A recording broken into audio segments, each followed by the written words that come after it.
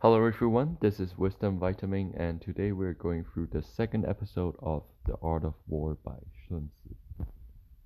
Let's go. So last episode we talked about 5 criteria to manage a country and how do you determine the 5 criteria to win any kind of war or competition. And I think it is really relatable to the current society, such as entrepreneurship or identifying a new business opportunity. So let's go through the rest of it after we consider the 5 criteria: the commander, the heaven, the earth, and also the methodology, and alongside with the discipline. And we will talk about it from the last time we continue. The general that hearkens to my counsel and acts upon it will conquer. Let such one be retained in command. The general that hearkens not to my counsel nor acts upon it will suffer defeat. Let such one be dismissed. While heading the profit of my counsel, avail yourself is also of any help circumstances over and beyond the ordinary rules. 事者因利而治权也. According to circumstances are favorable, one should modify one's plans. And sentence is from 鬼谷子, which I'm going to share tomorrow as a small story. All warfare is based on deception. Hence, when able to attack, we must seem unable. When using our forces, we must seem inactive. Whether we are near, we must make the enemy believe we are far away. When far away, we must make him believe we are near. 利而诱之，乱而取之. Hold out baits to entice the enemy, disturb orders, and crush him. If he is secure at all points, be prepared for him.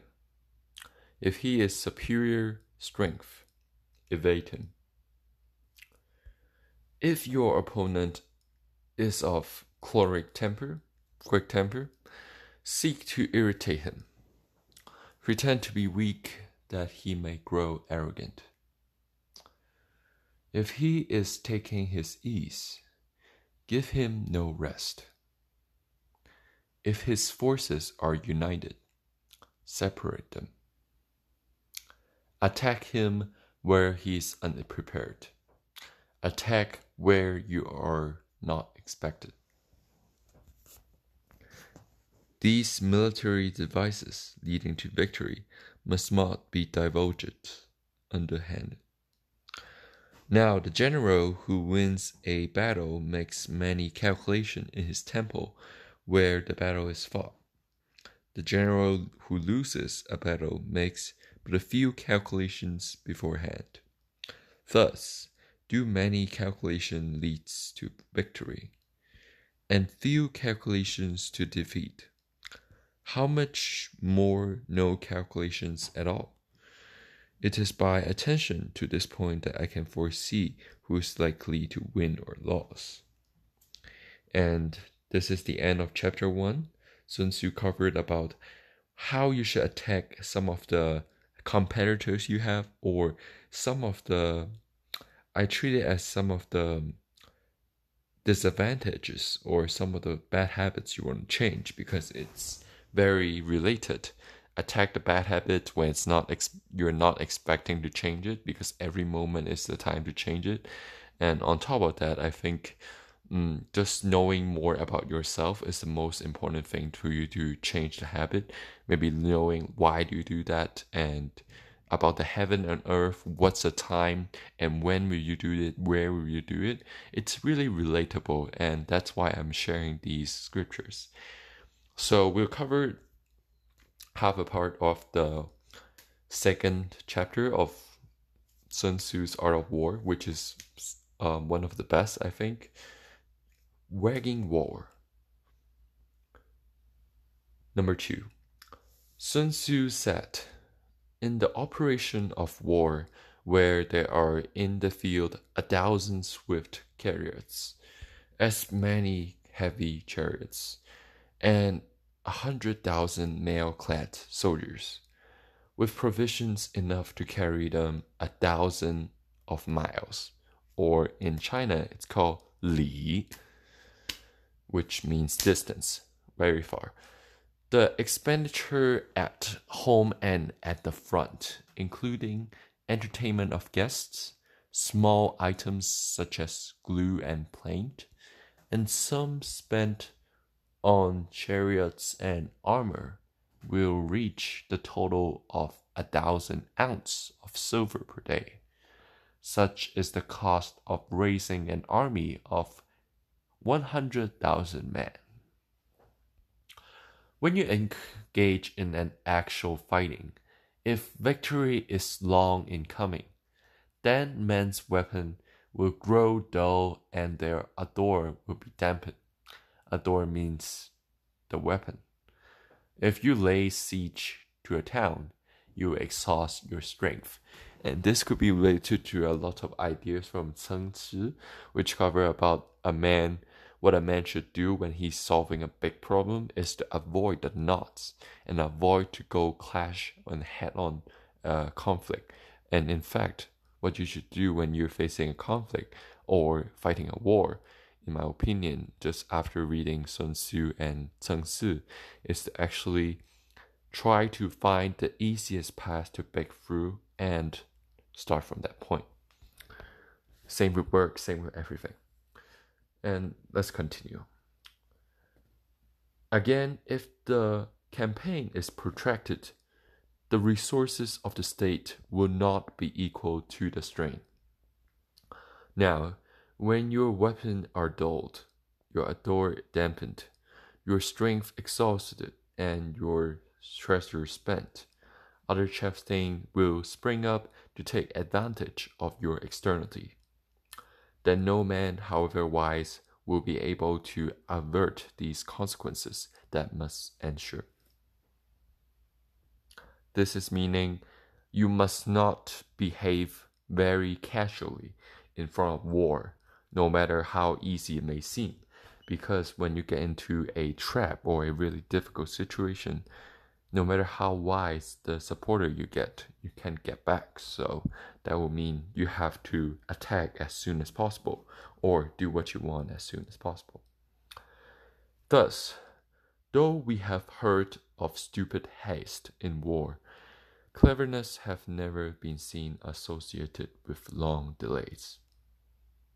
Again, same point. There is no instance of a country having benefited from prolonged warfare.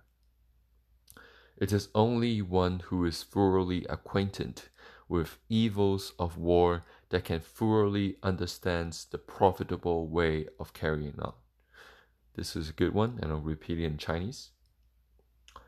夫兵久而国利者. No instant of country benefited for prolonged welfare. 谓之有也. That doesn't happen. 故不尽之用兵之害者.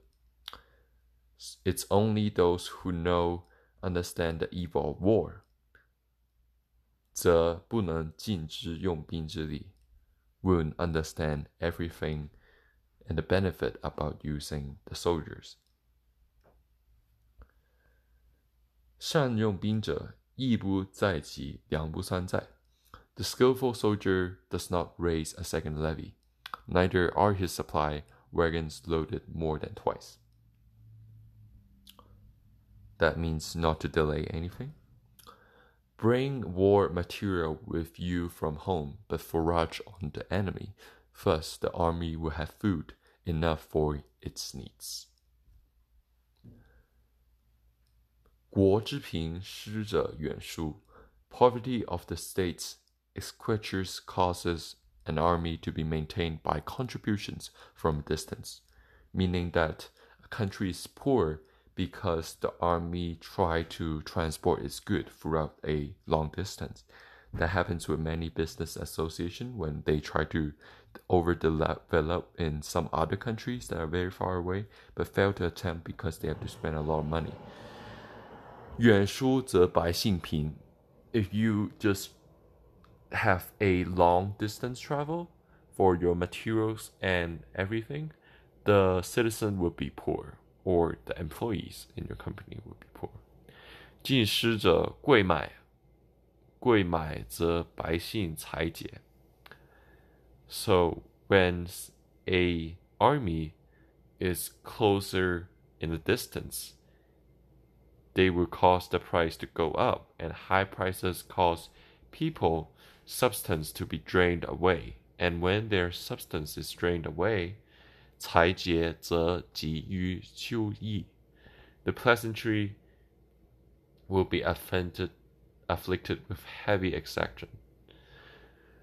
力屈中原，内需于家，百姓之费，实去其妻；公家之费，破军罢马，假惠持剑，假惠持弓，鸡盾毛虏，秋牛大车，实去其六。With the loss of substance and exhaustion of strength, the homes of people will be stripped bare, and 3/10 of their income would be dissipated.